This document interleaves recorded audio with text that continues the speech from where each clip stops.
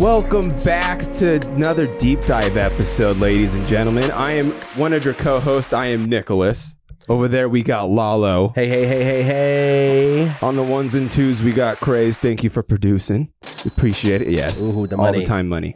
And then today's episode, we have a special guest. We have one of my longtime friends. He's a father. He lifts weights. He plays the newest Call of Duties all the time. We got... also, he just came out with a book not too long ago, his first published book, The Redfoot Murders. And it's just crazy to think he's done all this and he's only 30. 29. Damn, Ladies and gentlemen, Alex Costa. Yo. I was going off Madden, you know, how they do the next year. Oh, yeah, that makes sense.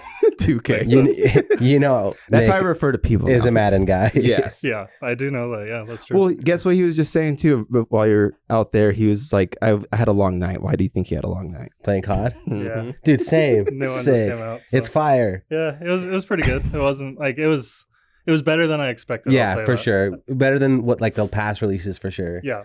Oh, also too, my favorite. You have one of my favorite gamer tags of all time. Oh yeah. Actually, Lalo, how many gamer tags have you had? 2. 2. Okay. Uh-huh. Yeah. Like his. Was that your first or no? It was probably my your first. Yeah. Tell him what it was. It was a smelly man. So every time You got killed by a smelly man. Smelly man. Damn, that's legendary. Very smart. Yeah. That's such a good first one. Like there's some like mine was like the captain, and that's just not as cool as a smelly man at all. Yeah, it just reminds me. Have you seen How I Met Your Mother? Mm-hmm. Yeah, the captain from that. Mhm. Yeah. So Yeah. good. Yeah. Well, like it's cool too, like about Call of Duties. Well, actually kind of sad. Like back then, I missed midnight releases Dude. and stuff. Dude. I was just talking to Brian and Taryn. Okay, about that. yeah. 2 of our friends from high school. I was like, you guys want to just go to GameStop anyways? Like, we Dude, I just miss hang out those. outside. Dude, they were the best. Like, it was the best of times. Like, out there all night with the boys, dude, waiting for like, you got like free stuff. Like, there was raffles to get prizes. Yeah, or you play the like legit like. I don't think you play the actual game there too at the GameStop. You can play like tournaments. There was one at Walmart. I remember it was like I don't remember what game it was, but they actually like closed off Walmart, only let people in for this private event to like do the midnight release and play a tournament and stuff in the back. And that's so sick, That's dude. It's so You don't sad get that that's anymore. dead. Yeah, I it's know. dead. Yeah. Like I want the next generation to still have that like convenience of doing that. Like there was nothing more legendary like being like the first couple people in line, and then you come out like yeah. I know. Then you're like, I'm playing this and then you hear forever. that person speed off, and then And then you get yeah. grounded like 2 minutes later from your parents. well, and then you're calling out sick from school the next day. yeah. 100%, dude. And it's cool when you have the parents like, I understand, son. Yeah. It's so fun. Well, like after that too says, well, at 1 midnight releasing, we shout out to Little Cedars. I almost said Little Seizures. Let's bring it back, dude. Sorry, Callie. Reset. We have a joke. Oh my god. Welcome back. But like, I went to Little Caesars, and at midnight, I always got the pizza from the dumpster. What? Oh, because they throw out They the throw old out the ones? pizza, but there's full nice pizzas. I'm like, I'm eating this. I don't know how I'm like shocked at the things you say on a weekly basis. I know. What? Well, okay. Well, like it was shout out to Zach and Chase, you know. But they got we got Little Caesars from like at midnight, and I'm like, this is genius. Like this is free, and then we're gonna like drink Code Red Mountain Dew all the whole time. I think that was Call of Duty. I think it was the actual I think it was Modern Warfare 3. Oh, that's a good one, dude. Yeah, those are some good times. It's crazy. Well, it is a bummer that that's not a thing anymore. Yeah. Well, what's your favorite like game mode on Call of Duty of all time? I really enjoyed like Warzone. Oh, you did? Recently. Okay. Like that's been what we've been playing for the past couple of years. But like Domination, Hardpoint, Hardpoint, like that kind of stuff is my favorite. Because we were talking about like search and destroy, and I love like Search Ninja is good. Defuse. Oh yeah. Search is good, but I'm a huge domination guy as well. Like it's just the most fun. Like you like post like 70 kills, just super nasty, top of the leaderboard. Yeah. Well, this is gonna make. I mean, it's super nerdy, but like we were like super hard in it back in like Black Ops 2, and like we play. I mean, that was when we're grinding like 10 hours a day. It felt like, and no one talked to me. And we were playing like the league play, and we were like top of the leaderboards, like for trios and quads and stuff. And yeah, it's crazy to see like the progression. And where life's at now. Nothing to toughen up a kid. Nothing like a Call of Duty lobby. Oh, 100%. Bro, I remember I had played like a few games with Brian, and like I had never met someone so filthy at a game before. I was like, oh my god, this kid's nasty, dude.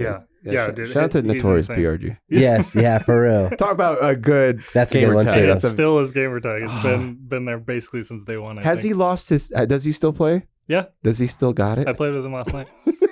He still has it. Well, like every time. I didn't know domination was like the on or is it hardcore when you get shot once, right? Yeah. So like when Brian was like shooting all these guys, when I didn't know he was on hardcore mode, I'm like, how is he this good? It's like he's not missing. How's he just one tapping everybody? This guy's cheating for sure. Sorry, we'll get off the Call of Duty, but after a little bit. But how's the maps on this one? Is it any different? There are a couple good ones, couple that suck as always. But which one's your favorite so far? Man, I don't know. I can tell you which one is my least favorite. Yeah, okay, that's what there you go. It's the traffic one, like on the Interpass. It's the border patrol. Oh man, bro, that one is crazy, I dude. about broke my Xbox in half when I was playing that. It's so nuts. 'Cause, like we played search on that map, and like it's terrible time because you just get blown up by cars. Oh, it's terrible. Every single car on it's a stretch. The entire map, cars, and every single one can blow up. So people are just chucking grenades the whole map, and everything's just exploding. Wow, so it's like a legit minefield. Like no, for real. Well, it's and then terrible. does it stay blown up for the rest? So you just gotta be careful. So like round 1 and 2 are rough, and then past that you'll be all right. See. Yeah. But that's one of the dumbest things just to die from an explosion like that. Like noob tubing. Remember those days? One-man army noob tube.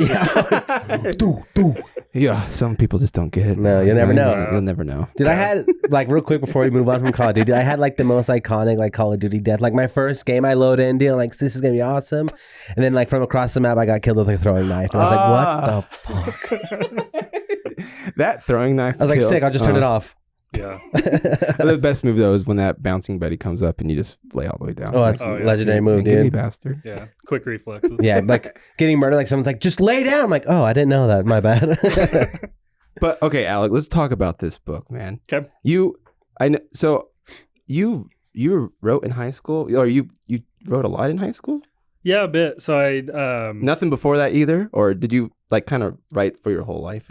No, I feel like towards the end of middle school, I kind of like started dabbling with just writing a bit because like English class was like always my strong suit out of anything. It was always what I did the best at. Grammar was always pretty good and all that. And so I'd say like end of middle school into high school, I kind of started writing a book, like handwriting a book and like dope. Pages on pages on pages, just of whatever. And I just found my mind kind of continuing with building stories and stuff. And so did that for a while, still did well in high school with that. But then, as everything happens, you just kind of fall away from certain things like that. So got involved with like skateboarding and, all that and stopped writing so much. Call of Duty, and then basically hadn't really written for, I don't know, 10 years almost, nine years, something like that. And I was just driving in my car and I remember like specifically where I was listening to just some music and like all of a sudden something in my head clicked and it was like,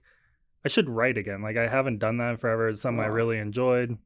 And so I just like looked up like what's a good writing app that I could what I didn't want to do was like use Microsoft Word because you're stuck to that one computer at all times. Okay. So if I'm bouncing around, like wanted to be able to use something that I could universally use on my phone or a laptop or whatever. So looked up some apps. I found an app that it's called Wattpad and you can basically create stories on it and then it saves and you can like add new chapters and it's a pretty cool app. But I basically was able to do it on my phone and then whenever I was at my computer I could do that. But if I was only in my car, like on a lunch break or something, I could write from there.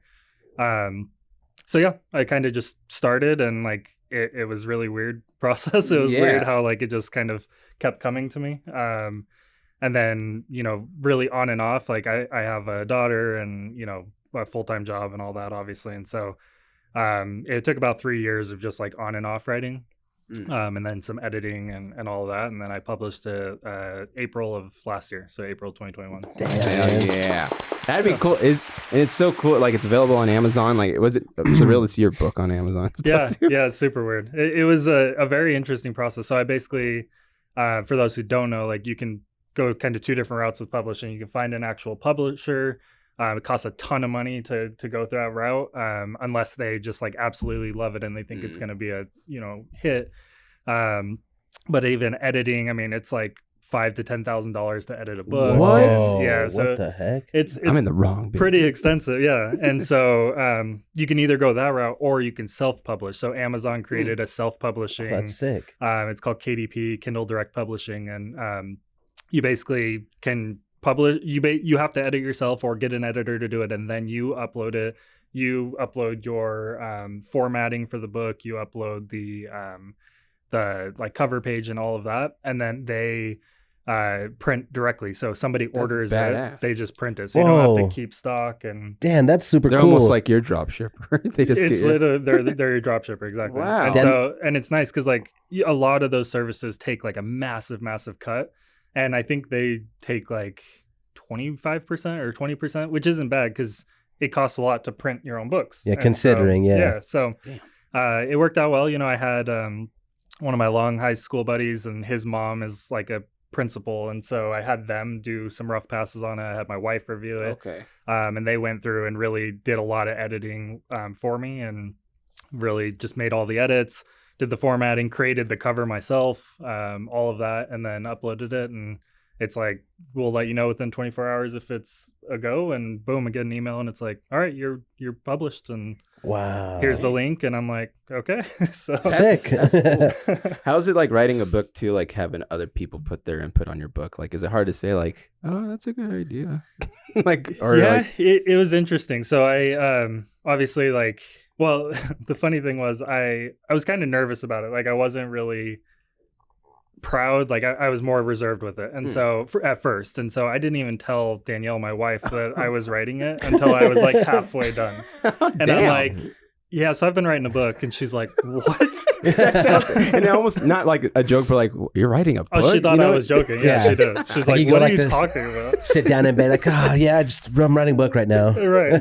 And she's like, I've been married to you for, I don't know, 5 years at this point. And she's like, I didn't even know you liked to write. And I'm like, yeah, it's something I hadn't done in forever. But it was good, like, when you trust people to get their feedback. So I at that time, I didn't want to necessarily open it up to the public and be like, hey, I want everyone's feedback, but I wanted the feedback of those that I cared about, and people that I knew like are good with grammar and all that. There's some people out there, it's like, I wouldn't really take your input all that seriously. Yeah. Never take mine.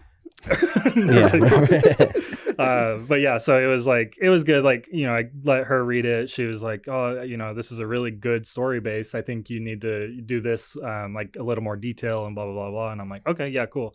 And then let one of my friends, Jake, read it. And, he's like, yeah, this is amazing, but you need to do these things too. And so that type of feedback doesn't bother me. Now that it's been done, I've had more trouble than not to get people to give me feedback. Like, I'm like, dude, I don't care if it's bad, good, whatever. Like, I want to continue writing. And so at this point, I want to know what people like, what people don't. It's not like a New York bestseller novel. I never thought it was going to be. I never thought it was going to do anything crazy. But I was like, I want to put out a story, see how people react to it, see what the feedback is. And it's a pretty easy read. It's more of a young adult novel. So it's based on like some high schoolers that kind of get mixed up into, a string of murders, and then they end up helping, solve the case and everything. But yeah, I'm like, dude, leave me a review, do whatever. I don't care. I just want to know. I don't care if it's terrible. Like, just tell me so that I know some feedback to work off of. That's nuts, dude. Like, so we've had like talked to like artists and like people in like the music industry about like writer's block and stuff. Like, what are things like you did to like, if you dealt with writer's block, like to overcome that? Yeah, no, that's a good question. I found myself just really secluding myself worked really well. So if I was in, like a lot of times I would find myself writing like on a plane or something. And so I'd put my noise canceling headphones in and just go to town. Or my best place to work was the Flying M in Nampa. Like, shout out Flying M. Yeah, shout out Flying M. I would just go order coffee, work there for 3 or 4 hours. There were countless times where I get a lot of paid time off at work and stuff. So I would take a whole day just so that I could go and write. And I'm like, this is my plan. I'll work out in the morning. I'm going to write for 4 hours, and then I'll go pick up my daughter and whatever. So sick. Yeah. Damn, dude. That's, just like, cause like, it's so cool though, getting this kind of lane because with the music and like podcasting, like just for you to make up a story. Because like I like music, I love that because it's kind of like short stories, but you're making a whole damn story. Yeah. And like, is it hard to? How does it? What's the process of like making characters and stuff? Do you get like inspiration from people that you know personally, or do you just that's a good like one. Yeah, a little bit. So all the characters are loosely based off people that we went to high school with. You know, it's the book starts with the groups graduating from high school. So even the beginning scene is throwing the papers up at the ceiling and, you know, having all the chaos of that last day of school. And because that's something I went through, it was like a fun time. Yeah. And then, yeah, it's not that any one character is like, oh yeah, this is so-and-so, but it was like, okay, you have the popular people at school, you have the screw-ups, you have those type of people that you kind of pick and choose different pieces from and start putting the characters together. And then the killers, you know, those generally come from serial killer documentaries or movies or whatnot. So is it kind of like hard, say if you wanted to kill off a character, but then like since you're making your own story, like I don't want this to happen, but like it needs to happen, or like any stuff like that. Did you get super attached like a certain character as you're writing? Well, it's funny like watching, like reading the book or like, and then watching the movie, right? And then you're like, God, why did the author just do this? But like you're like, you have all the power. So like, how does that work? Like, do you contradict yourself sometime? A little bit. I didn't find it a ton with what I was doing, but I'm in the middle, fast forwarding, you know, I'm in the middle of the sequel right now, right? Writing that. And so I'm finding myself like, do I do this? Because I know like from feedback, people were pretty attached to this character or this character. And so, so it is like a little, it definitely becomes a thought in your head where it's like, do I do this? Is this going to be beneficial? And if it's beneficial to the story and it needs to happen in my mind to make things go forward, then, you know, at the end of the day, they're fictional characters, so it doesn't matter. But I see that a lot. Like I'm in some writers groups on Facebook and stuff, and people will post like, I had to kill off my main character or my second main character, and like I'm devastated. And they're like, they actually people get super upset about it. So. That would be me for sure if I wrote about that. Just like bawling on some writing down. No one's dying in my books. Never. It's all happiness. Yeah, they die. If you watch, you'll never be at the edge of your seat. But they always just know nothing. They always come back. Yeah. Like, and then this genre. What did you want to start with? This certain type of genre? Like, how did that start too? Were you what's like you feel more comfortable with? Yeah, I mean, I know myself well enough to know I'm not an ooey gooey love story person, and so that was never on the table. But I've always like loved thrillers. Thrillers are my go-to. You know, not some horror, but mainly thriller movies and thriller shows. And so, they've always fascinated me. You know, serial killers have always fascinated me, and so I'm so I just kind of started building off of that, and it was really weird because I still have the notes from when I originally started, and I was like, okay, this is the plot, this is what I kind of want to happen, and the whole book changed. You know, it was as I'm writing, I'm just finding myself writing different storyline that was complete. Like the end goal is way different than where I had planned on, but I kept some of the bones in the middle and. It was just interesting. Like I literally, it was almost like you're in a trance. Like you're just going and going and going and going. And I'm sure it's like you hear some famous musicians say that too. Like when they get in the flow in the studio, it's like all of a sudden they don't even know, but they've made this masterpiece. And that's so cool. And so that's kind of how it felt. But it was definitely. Yeah, the genre that I wanted to be in. You know, I wrote like a horror short story that was kind of fun. Yeah, too. I remember that one. Yeah, so that was like, it was for a short story contest, and it was, you know, like, I don't even know, 500 words. It was like very short, but that was fun too. So I could see myself maybe writing a horror in the future, but thriller I think is going to be my main niche. Was it hard to like, because you, like you said, you found your notes from like the original like idea for the book. Was it hard to like to stray from that, or like could you kind of like how, like explain that? Because like I feel like if I was like writing something, it'd be very hard for me to like stick to this one path the whole way through. Like that was that's the mission, that's the goal. Like, and then you just like almost switched it all up. You know what I mean? Like, yeah. I'm normally a very type A personality, so I would normally be the same. I would be like, this is my script and I got to stick to it. But I think I wrote it very generally. So it was like, you know, it wasn't a direct, this is going to happen, but it was more, this could happen in chapter 1, which then could lead to chapter 2. And then I kind of like wrote out a few, and then I'd be like, here's where I kind of wanted to end.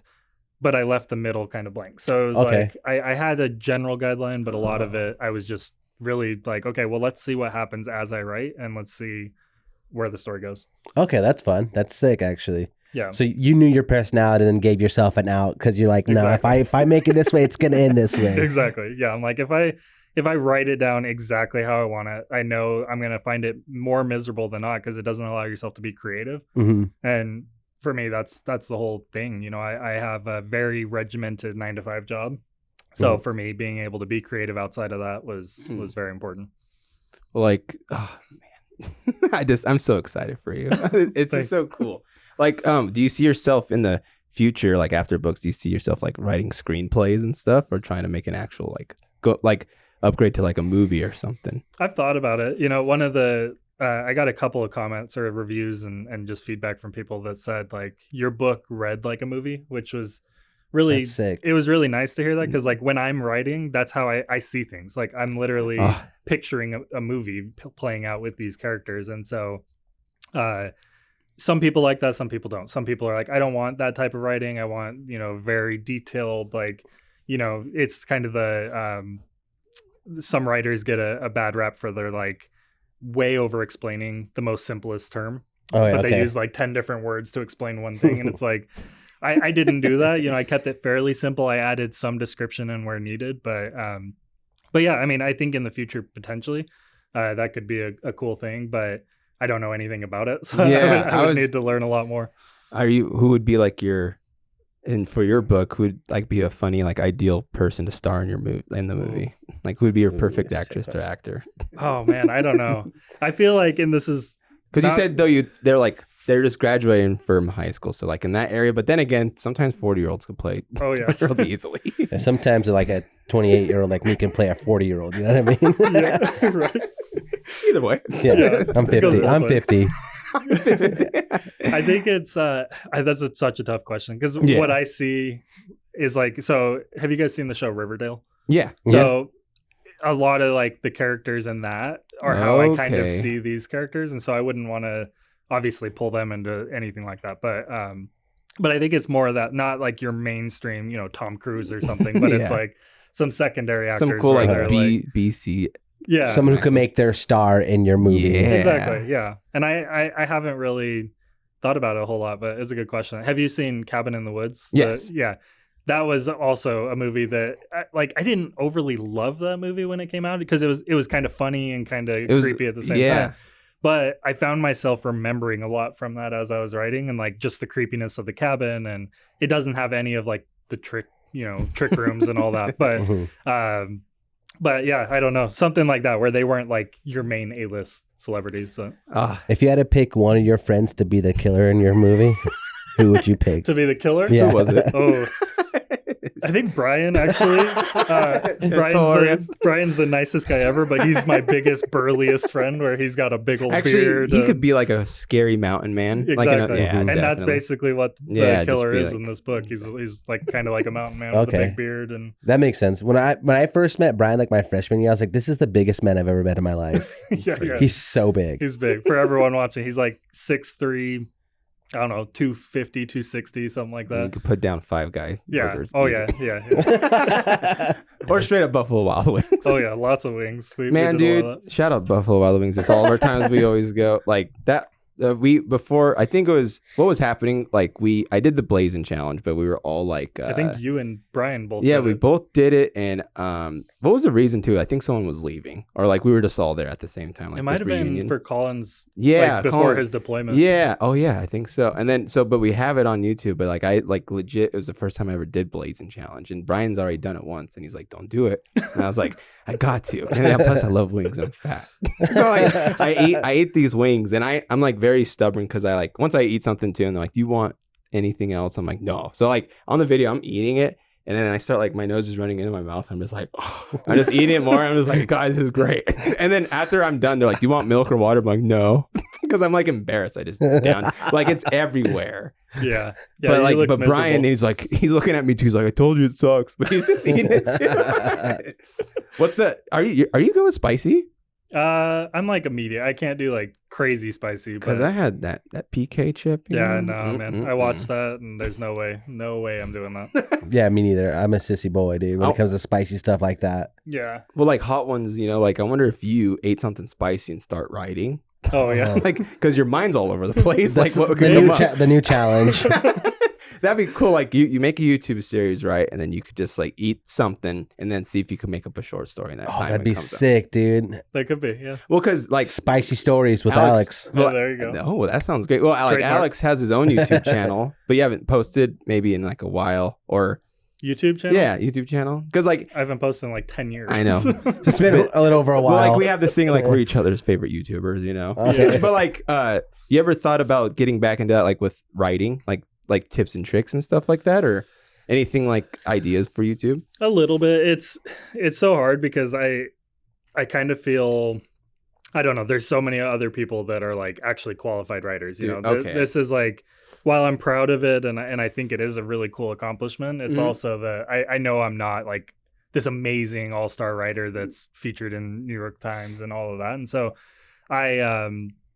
I don't know. I've looked at like, do I do something like that? Do I, I have a writing Instagram. I don't post Okay. a lot on it, but I don't feel I'm at the point yet to where I could be giving tips and tricks and feel comfortable about it. Mm. If my books continue to do well and I write a few more, then absolutely, I think I would open that up more. But I think there's plenty of actually published writers that get published with agencies that could be doing that. That's true too. I love the idea though of you like not a newcomer, but like you just coming up in the works. Like it'd be cool to show you like this is how you guys do the Kindle thing on Amazon Yeah. and stuff, and like this is the tips and tricks of like Oh, uploading. so yeah, like That like, I could do, yeah. When Alex still works out a ton, but like when you made like that stinger tank top or the cutoff thing, like he got like 70,000 views. Oh, but it's wow. just like, it's funny. Like it was just like, Alex is really good at just showing like a quick thing of like, this is how you do it. It's not like Just a a 20-minute breakdown. video. Yeah. Because that's not like open a can of tuna, right? And then someone takes 20 minutes to explain how to do it. Like just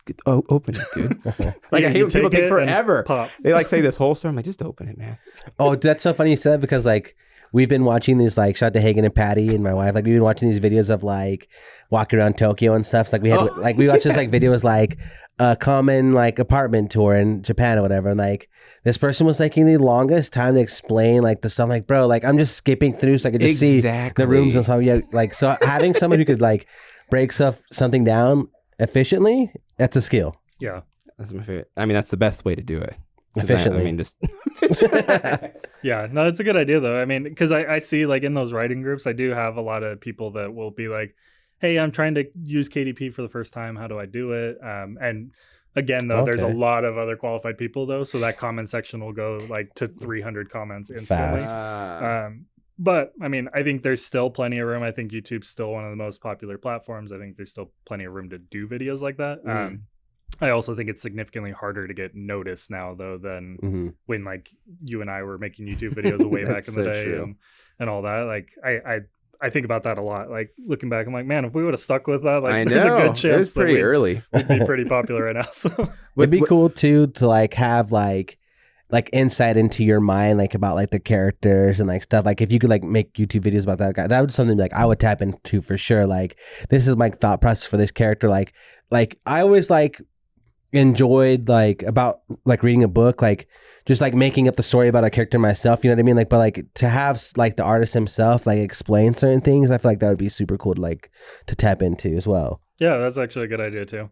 But yeah, like I said, I mean, I think a lot of it probably comes from my own insecurity of just like, I like I said, I'm proud of it, but I don't feel like it's this big, crazy thing. Like I sold probably like, I don't know, 100 copies, which is not, I'm totally happy with for my first book. And that's amazing. And I know that a lot of people don't read, but they bought it just so that they would, support me. And so really grateful Show for love. that. But yeah, I mean, a lot of good ideas. Well, like it's just nuts to us, like to say you wrote a book. Yeah, Not many people can say that. Exactly. I mean, yeah, and that's what I have to remind myself is I'm like, That's a big. okay, Yeah, it's there's big. not. I mean, yes, there's a lot of authors out there, but I don't know any. Or I take that back. I know one. I know. But I can't tell you any of my friends Yeah. besides you. We went to school with shout out Miranda Beeson. Oh, wow. I can't remember what her maiden name was, but she wrote a book and I read that and But other than that, yeah, I'm like, I don't know anybody that's cool. that's wrote a book. So. You're the first artist I ever met that wrote a book, so that's super sick, dude. Sweet. First one we've had on the podcast as well. That's true. Hey, I'll take it. What with like having children, like, have you ever thought about writing a children's book later down in the future? Oh, I have actually. I've been thinking about that lately because like I read my daughter a book, you know, at least a couple times a week, and I'm like, some of these books. I'm like, there's some great ones. Don't get me wrong. Fish. Like, there's some that like I grew up on that are still popular, and that's awesome. But there's some where I'm like, there's no. As a kid, I loved rhyming books, right? And like, there's books that have zero rhyming in them. That I'm like, what is this? You get close up, like, where are the damn rhymes at? But I think it's the hard part with children's book is you have to have a really good illustrator. That's what makes everything. That's true. So, yeah. And I could find one, and so I've thought about it. I'm not gonna say never, but you're just putting these big ass words in books. Yeah. What's going on? Or you go the opposite way and go like a really crappy illustrator, like it's just stick figures. Yeah, they would probably do well to be honest. So but there's no, I mean there's so many like Jimmy Fallon's wrote a couple kids books now. There's a lot of like big names that are throwing out kids books into the world. So. But yeah, I mean it's something maybe. I have so many other ideas. Like I'm working on this sequel because people have been asking like crazy, and I'm like, I know it's been a while, and so I need to get that out because then I already have like 4 or 5 other stories planned out that like I want to write, but I don't want to start those before finishing this, especially because writing a sequel is a nightmare. A lot of pressure too. Sequels, it's terrible. I learned I'm probably not going to do any sequel stories anymore. Only prequels. Yeah. Just because it's hard because now I have some, you know, creative capacity there, but I already have a story I have to stick with now. I just have to build off of it. So I can't really, you know, redevelop the main characters as much and a lot of that. So, but it'll be good. I'm excited for it. I'm only about a third of the way done right now. So nice. I'm trying to get through at least the writing portion by probably end of January, and then hopefully publishing by like summer of next year. Do you put like pressure on yourself too, like when you have to like be done with this book, or it's kind of like it'll finish itself when it's time, you know, like, or do you give yourself like a deadline when it has to be done? So with the first one, I gave myself a deadline because I found myself dragging my feet. So I was like, okay, I wrote, let's say 75% of it, and I'm like, there's just a little bit left. There's like 5 chapters left I need to finish. So I was like, I have to finish by this date.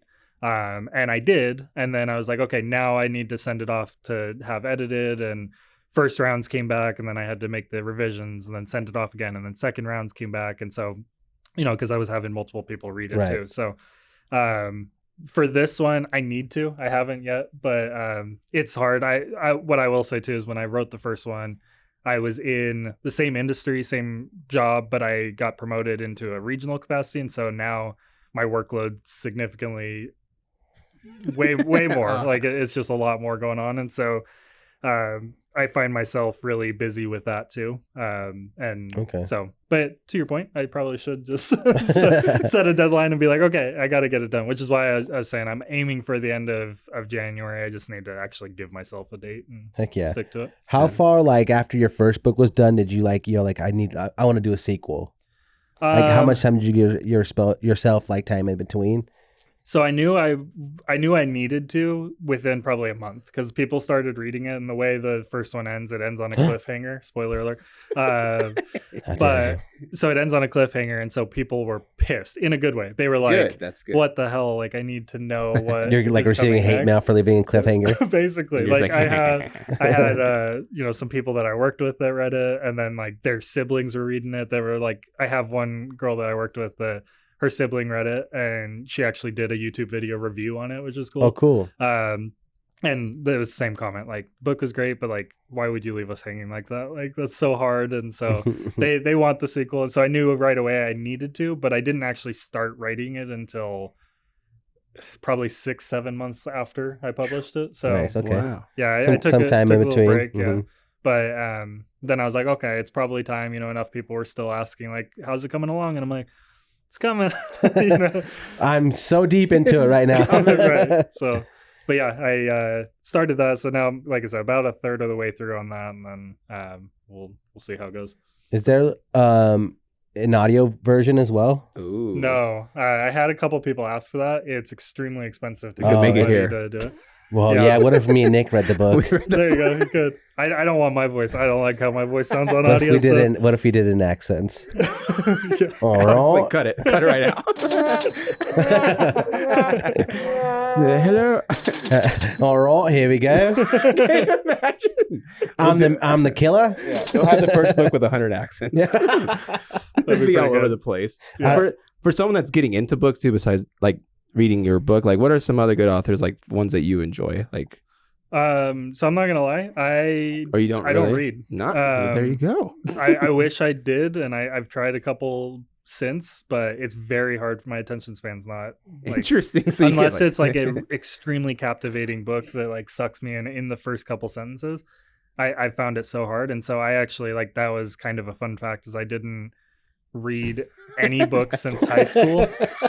That's so by the cool. time I wrote this book. That's so awesome. And then, like I said, that Miranda Beeson, she wrote a book, and I read that just because I wanted to show support for somebody I knew, and I was like, oh, cool. It's a completely different type of book. It was more of it's like a biker gang book, but yeah, I mean, I don't know. My wife really likes Colleen Hoover. She's like one of the big popular authors right now. She's basically everything she writes gets pushed to the top 10 list. Wow. And she's kind of that same genre. It's like murder mystery, a lot of it, I think, but.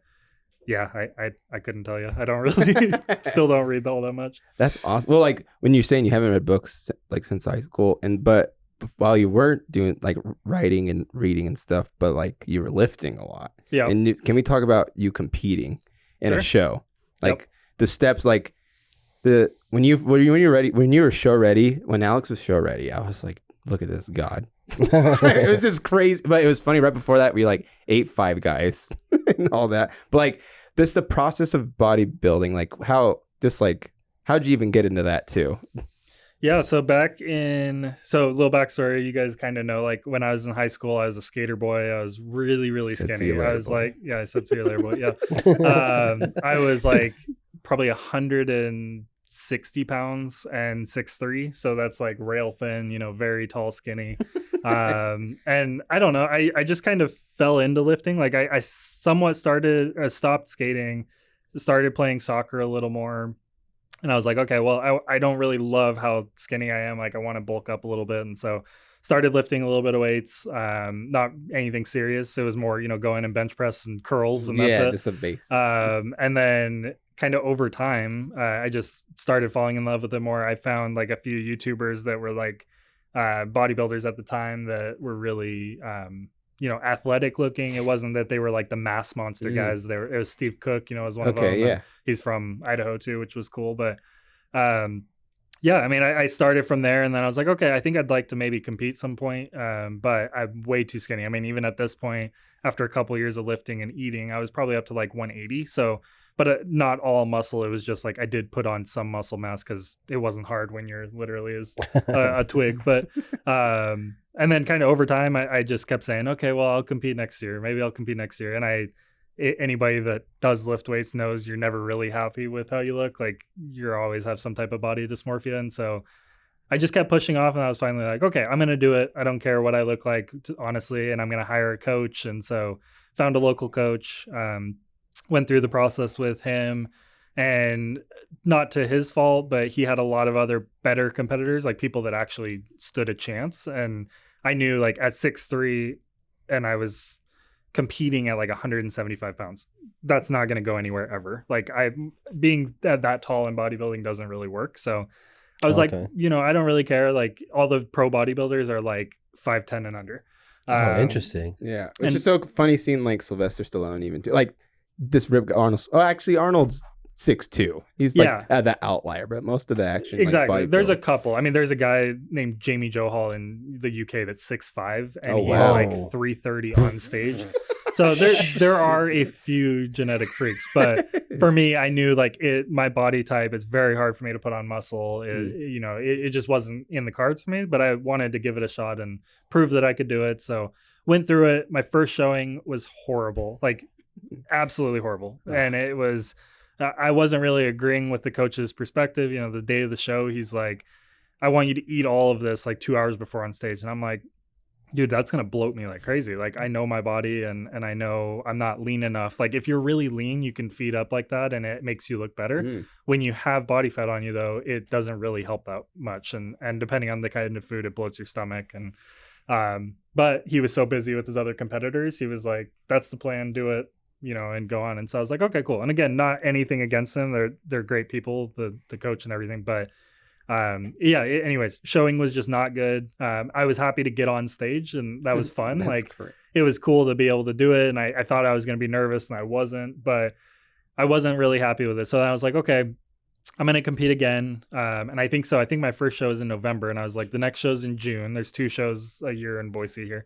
And I was like, I think I'll compete again in June. And I'm going to coach myself. I know enough about my body. I know enough about nutrition. I'll try to do it. So I did it and, put on a little bit of muscle in between and then dieted down for the next show. And that's the one that, I met up with Nick for lunch after prejudging and so they do a prejudging in the morning where you go on and you all the judges pre-score everyone. And then the finals is more for the family. So all the crowd comes in and they still score you a little, but not a lot changes from morning to night. So it kind of not gets decided, but in that morning, it's kind of you kind of know who. Kind of, yeah. Interesting. Especially in competitive pro bodybuilding, most the time they know they're at least their top 5 right away from that prejudging. Whoa. And then the finals, people can make some differences when you have that much muscle. You can dry up a little from water and all that. And so then they could make some changes. But for us, it was okay, cool. I think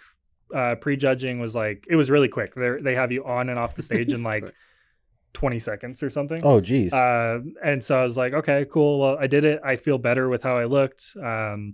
Wasn't perfect. I wasn't as lean as I could be, but I also knew that it was significantly better than my first showing. So went to lunch, came back to the finals, all that. And then that time I actually had a sense of okay, cool. I did it. I did this myself. I dieted down 30 pounds, something like that. And I did that all on my own, nobody holding my hand, nobody saying, go to the gym, go do cardio. I knew what my schedule was. I knew what my meals were. I knew how I was supposed to eat. I knew how long my workouts were supposed to be, all that. And you did it all yourself. Yeah. And did it all myself. And so it was cool. I definitely recommend people get coaches, but for me where it was okay, I know this isn't going to be a long-term profession. Right. I'm not going to go pro in this division unless I hop on a ton of steroids, maybe, but nice. But I knew that probably wasn't in the cards for me. And so it was cool. It was a lot of fun. I love it. I still lift. I've thought about competing again. It definitely, I'm sure you guys can attest, as you get older, it's harder and harder to stay in shape. And once you have a family, it's even harder. And so I've had a lot of trouble. I can lose a few pounds, but then I just kind of sit there and I'm okay, I don't have the motivation to get really lean again. And so I've thought about, do I do it just to say I'm going to do it? And to be determined. I don't know. Well, that's just that's some balls just to go on stage and just flex in front of people. Yeah. I can imagine that. Yeah. What is the day before and the day of a competition? What's that like? Are you not eating a lot or drinking a lot, or is it kind of a normal type of day? So it varied because as you get leaner, as your body fat comes off, your metabolism kicks in a little more. So you can actually usually eat more the closer you are to a show, not binging and eating a bunch of crap, but I was able to maintain, I think I was eating 350 grams of carbs a day still, 250 grams of protein, 60 grams of fat. So that's, I don't know the math, but 3,000 calories, let's say. Which for most people, that's bulking food, but for me, I'm very tall. My metabolism was on fire. So I didn't have to really cut any food, but you do cut out some water, a little bit. I basically the day before, so the week of, they call it peak week. So the start of peak week and most of prep, I was having 2 gallons of water a day. And then as you hit peak week, you start tapering that. So then it was down to, a gallon and a half by, let's say, Tuesday, and then you're at a gallon Wednesday, and then Thursday and Friday it's half gallon, or sorry, Thursday it's half gallon, Friday it's more some sips and not as much, and then day of show it's literally only sips if you absolutely need you get ice chips basically. Yeah, so it was crazy experience. I mean, it's a lot of fun, and it was really cool to be backstage with all these like-minded people that have put themselves through hell for, 16 weeks, probably 12 to 16 weeks. And it's a journey on that. It is. Yeah. And so it was really cool. Like and you're just looking around, you're like, man, everybody's looks so good. Like all these people, all the guys, girls, everybody, they're just like out of their mind. Super jacked, lean. Like, the guy that I didn't place well at either of my shows. Again, I kind of expected that, but one of the kids, my second show, he was 19 years old. And he looked like he could be competing with the pros. Whoa! Like he had the genetics for it. He might have been on something, I don't know, but like he was. I'm like looking at him. I'm like, this dude's in my class. Like what? It's because they go based on height, not weight, in the class I competed in. Oh wow! And so a couple of the other guys were more skinny like me because I still, even that show I think I competed at like 180. So that's very, very light for a 6'3" guy. Most 6'3" guys, if they were competing in like the pros, would step on stage at like 230. Jeez, so you're like, oh yeah, way bigger. Yeah, so like bigger. 50 pounds of muscle. So let's get you on something to get you competing, dude. Exactly. Yeah. Look underneath your chair.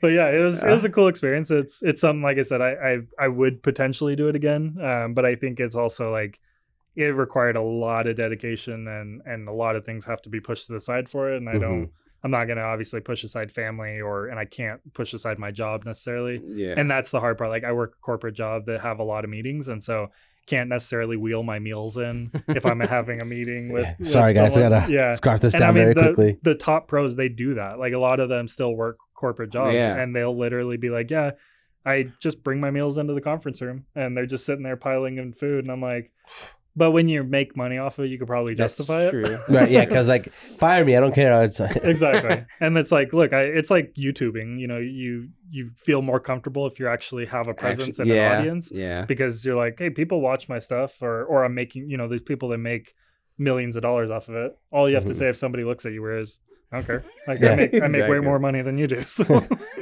This is my part-time job. Exactly. Is your full-time job. Yeah. Well, I just love about you and like Craze. Like if you have like a goal and like, I'm just going to do it and just see what happens. Like, yeah. The step on stage or just write a book. Like that's just like, it's nuts. Yeah, it's intense. I appreciate it. I think that's, I like, I've done a lot. I'm 29. I have done a lot of different experiences. I love to travel. Like me and my wife got the travel bug when my wife was pregnant. So I've done a lot of really cool stuff that I'm super grateful for, and I'm just gonna continue. Like, anything that comes up, I'm game to try anything. So if you have to drop one, but if it's traveling, fitness, and writing, that's miserable. And you have to only keep two. Let's go. Oh, these are the hard-hitting questions. That is a hard question. That's really hard. I'll drop you. Can I guess? Fitness altogether or just weightlifting? Kind of fitness altogether. Oof.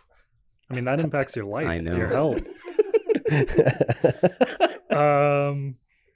Man, I'd probably have to go writing. Yeah. Which sucks. Just isn't a way though. I just broke his heart. I understand though because it's like the newest. It is, yeah. Because I went so long without it. Yeah. Well, traveling to an extent too, but now like once you travel and like get the different experiences of the world, it's unlike anything. But yeah, I'd probably have to. What is your favorite place you've traveled to? Barcelona, Spain. Ooh, Barcelona. Yeah, I've been there twice, and I would go back. I honestly, you go there all the time. I told my wife, I said, if we, when we first went, she was like 6 months pregnant. And I was like, if you weren't pregnant, we would be moving here. I'm not kidding. Dang, yeah. that impactful. Yeah. What do you just love about it? It's so cool. Europe in general. So I've been to a few different European countries, and the pace of life over there is just so much slower, and like everybody. I don't know. I didn't have any bad experiences there. Like I'll tell you a funny story. Actually, we were in Portugal, and I went with Colin and his wife. So we met. Colin and his wife lived in the UK. They were stationed there for the military, and they were like, "Hey, we want people to come and see us. Like, if you come over here, we'll travel with you guys, and we'll even book everything. You just pay us after the fact." And we're like, "Okay, cool." So one night we were in Portugal, and we were like, my wife had to do some Zoom interview thing, and so we were back at the Airbnb, and we're like, well, it's kind of late, like it was probably like 8:30, and we're like, should we just call it a night? And we're like, well, why don't we like get some wine and just kind of hang out? And so me and Colin were like, okay, we'll go see if we can find a store that sells wine. We're walking down the streets, and like it's in Lisbon, Portugal, which is really great old city. The streets are really narrow. And we're walking and we're like, man, where are we going to find a store? We're like, it's dark out. We don't know much about the place. And there's this little shop on the side. It kind of looks like a deli, but they have wine bottles in the window. And we're like, oh, cool. It looks like they sell wine. So we walk up in there and there's like, I don't know, 5 or 6 gentlemen that are like in their 50s watching soccer. And they're like cheering and all that. And then there's a guy behind the counter and they're all talking Portuguese to each other. And we like walk in and everything just stops. And we like look, and I'm not kidding. This sounds like out of a movie or something. The guy, there's a guy by the door. He closes the door behind us. Oh, whoa. And I'm like, oh, what did we just get ourselves into? And the guy behind the counter is like, are you Americans? You know, we look American. And we're like, yeah. And then he starts speaking English and he's like, oh, what can I do for you? Oh, God, and we're like, so awkward. we're looking for some wine and we saw that you had some in the window. And he's like, oh, yeah. What do you want? Red, white? And we're like, can we do like one of each? What do you, and he's like, you have a preference? This is a super nice guy. Goes down into the basement, comes back up with 2 bottles of wine. All the guys start going back to their stuff. They ring us out. Weird. It's like $6 for these 2 bottles of wine. Let's go. And then they open the door and we leave. And So I'm like hardcore fans are like, oh wait, we gotta calm down real quick. like we thought we were gonna die, but no, they were that's just creepy. they were That for a just pausing second. because they were, strangers walked in. But The door getting shut behind you, like, Yeah. had to, like, trigger that flight or flight so fast, And you hear dude. that background. Yeah. It's so awkward. basically, I might have thrown myself through the window and just kept running. yeah, You know, No, I it didn't park my car here. My bad. it was crazy, but it was like that type of thing. That was one of the really cool experiences. It was like just how friendly they were, and like some of the guys started kind of talking to us in English, and most of the people in the bigger cities they all speak English, so it was a lot of fun. Barcelona was the same. Everybody's like, And you checked out the stadium, too? Or Barcelona. yeah, Oh yeah, we went yeah. to a game there. Oh, wow. That's amazing. So another story. Yeah, no, Oh, keep going. We were in Barcelona and we were having dinner. It was probably like, let's say 5:00 because we're having dinner and sangria. And I see people walking around with Barcelona jerseys on and I'm like, okay, yeah, that's pretty normal. And then I see a bunch of people wearing, it was actually a Portuguese team, I think at the time. They were wearing Portuguese jerseys. And I'm like, okay, interesting. Like that's kind of risky in this parts. They're kind of rivals. And then we just see more and more and more. And they're kind of walking this way. And I'm like, okay, so we look it up. Sure enough, there's a game that night we didn't even know about in Barcelona. Started in 2 hours, and I'm like, let's just look at tickets. I'm sure they're going to be insane. Like, let's just look. We look it up, and I think we paid $35 a person. Wow. And we were like in the end zone, like in the Wow. And that's like a premier team. They It's were the best. team. Messi played that night. Wow. It was the all-star team of Barcelona. Wow. They had all their key All players. the stars, yeah. And it's for, like you said, $35 on it. Oh, it was insane. That'd be like what, $350 easily here? Oh, If for it was sure. like the Warriors. They're basically the Warriors. Well, better Sounders. than the I just Warriors. looked up tickets. I was gonna look at going to a Sounders Real Salt Lake game, and they were $400 or something. It was like That's nuts. that's so stupid. But You yeah, like sent it's an email to them like, you guys are so fucking ridiculous. Yeah. pretty much. Yeah, I But saw Messi for $35. Exactly. That's what I'm Yeah, saying. it was crazy. So we literally, and I mean, my wife's not a soccer fan. Colin, his wife, they're not soccer fans, but they were like, "Oh, this is Like we even know that Barcelona is Barcelona. Yeah, Like, we 100%, gotta yeah. go." And Camp Nou is their stadium. It's one of the nicest stadiums in the In the world, yeah. And they were like, let's do it. Like, absolutely. We have time. We went back to the Airbnb, changed, went over there. That's so bad. And it was a blur, but it was so cool. Like I have pictures of it still where we're just like the crowd was going nuts, and especially Messi didn't play the first half or so. And then he comes out and I mean everyone just exploded. goes crazy. That's so badass. Yeah. Like other Japanese baseball game and just like European soccer. I just wanted to go to one of those games. Yeah. Because I can't imagine the fans. I Yeah. don't think I could be in like a ravaged crowd like that. Then make me do like something crazy, dude. Well, like have you? I mean, it's no different than a mosh pit. Yeah, I mean, being like a crazy crowd, I might like shave my beard in the middle of the crowd. I don't know, like take my shirt off. Who knows, dude? Some crowds can be some Well, crazy. the European soccer teams, they're nuts. Like or especially like the UK teams. Like Barcelona and stuff. It was fairly tame, and I think it's because they won. I think if they lost, there probably would have been some more Got chaos. rowdy. But it was pretty tame. But I've seen like we were in London for something, and it was I mean, like fans go crazy over there, and especially because like in let's say London itself, I don't know the exact number, but they have like 3 or 4 teams that play in London. Wow. They all have their own stadiums and they all have their own fan bases. And it's like, if you like this fan base, you're this type of person. If you like, or if you like this team, you know, don't you come over here either. Basically. So it can get crazy.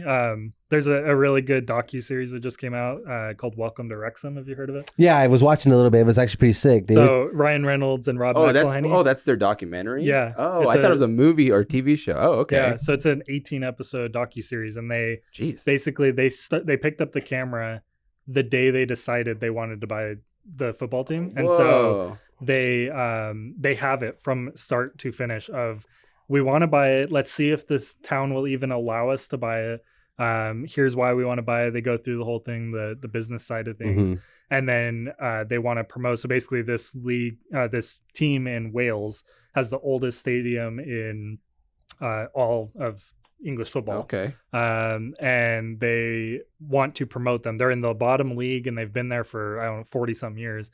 And there's like all these different leagues to get up. And then the Premier League and stuff is at the top. That's where like Barcelona and everyone is. So they're like, we want to promote them and we're also going to make a ton of money if this happens. All right. So the whole season is basically, there's only one season so far, but it basically goes from that point when they bought it in 2020. And they bought it that long ago. Okay. And then the end of the season was just a couple months ago. So they did that whole thing. Yeah. Wow. Yeah, it's super well done too. It's done really nice. It's really super nice. cool. Is Yeah. it on Apple TV? It's on Hulu. Hulu? Okay. So then we have to watch it. Yeah, it's good. I mean, even if you're not, you probably need to be somewhat of a soccer fan to enjoy it, but it was just a really good backstory about like the community of this team.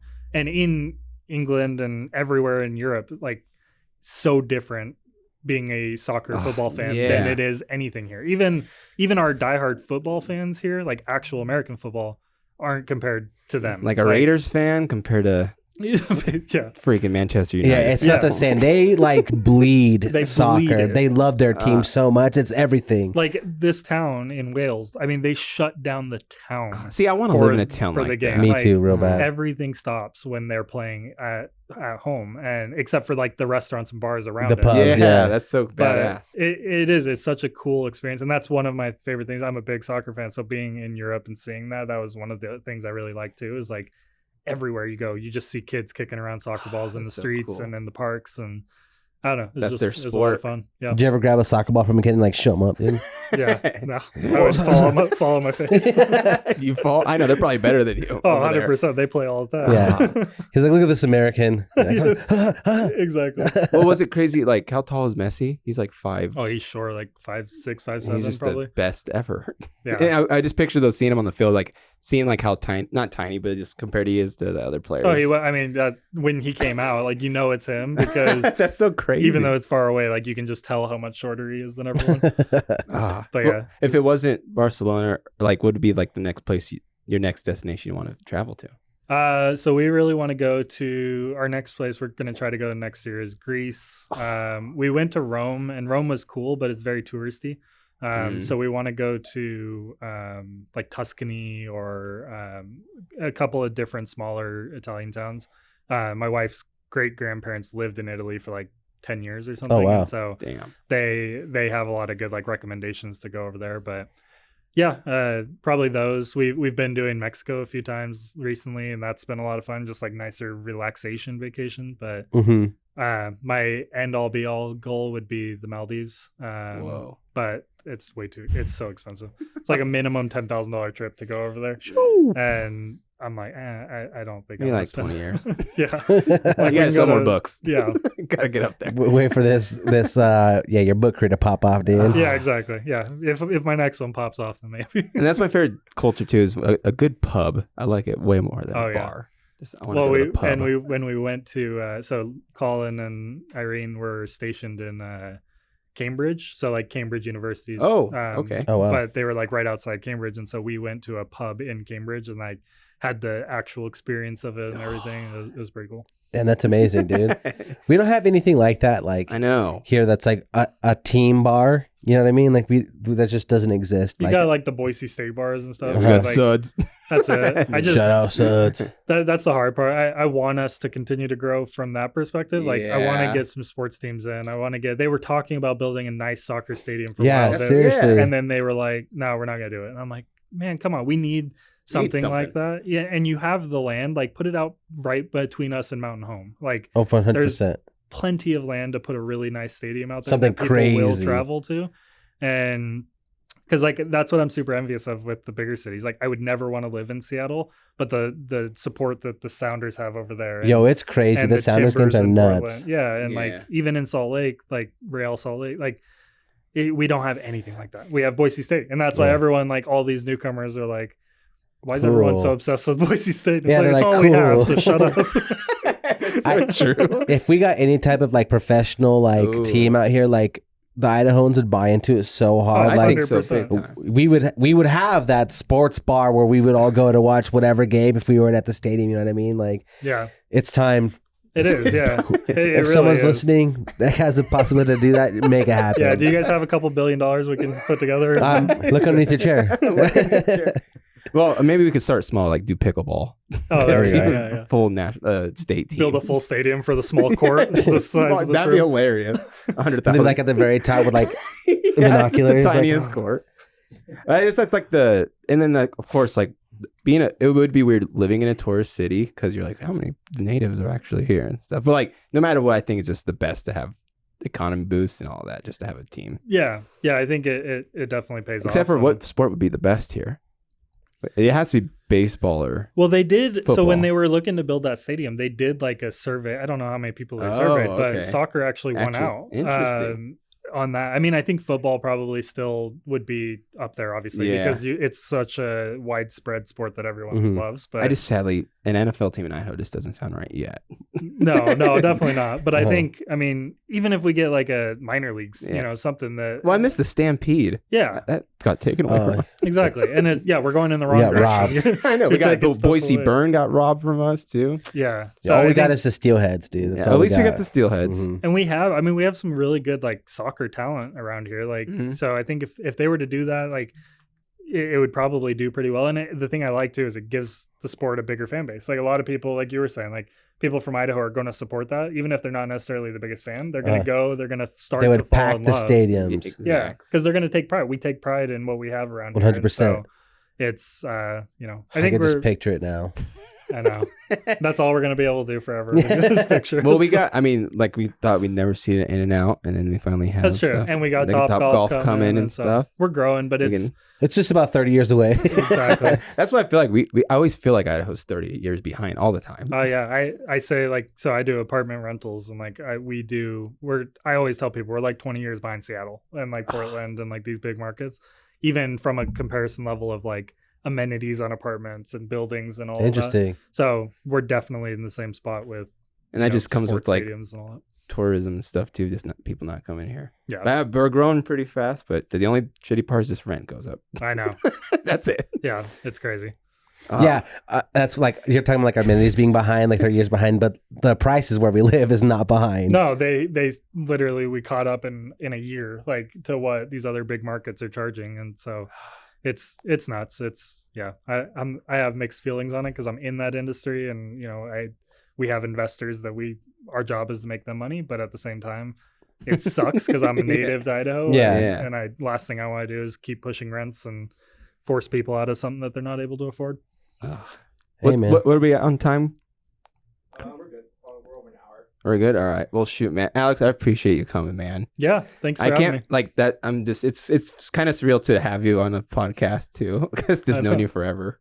Just like just a quick story. It's just funny. The first time we met, I was like, we were not friends yet, but in like sophomore year, I was like, Alex. It was weird. I was like, Alex, do you want to come over and like watch a movie or something? I don't know if I was hitting on him or something. I was like, hope you, because like he came over. I'm like, do you want to watch like Chucky? He's like, yeah, sure. I'm like, do you want me like get you some water, dinner and stuff? But it was funny though because it was like, what am I doing? Like, I just need to hang out with them. I just like invite them over. Like, we're gonna, yeah. I'm like, I'm like, I have to do this. I don't know why I'm doing this, but like I thought it was funny. But then we've been best friends since. We've been great friends. Yeah, we. Been through a lot, and it's I still consider, even though we don't talk all the time, it's like I just we have the craziest memory. Friends, one time I accidentally left him in a Red Foo costume on accident from my LMFAO. Yeah, that was bad. Yeah, I locked myself out of my own car. Yeah, he locked us out of our car and downtown Boise, and we needed to get back to Nampa. And it was freezing. It was like late October. And he's only in his Red Foo outfit. I was like, I'm so sorry, Alex. So I had to wait for my dad to pick me up an hour and a half later. Such a Pacheco mood if I ever heard it. Yeah. Make sure to go get Alex's book and like support him, and like I hope more success for you all the time. Man. Yeah, thanks. You can check me out on Instagram, Alexander Costa Writing. Like I said, I don't post a lot on there, but it has the link to the book in the description. Anywhere else to follow you too? No, that's really it. Got it. All right then. Well, thank you guys. Another deep dive episode. Cool. Peace.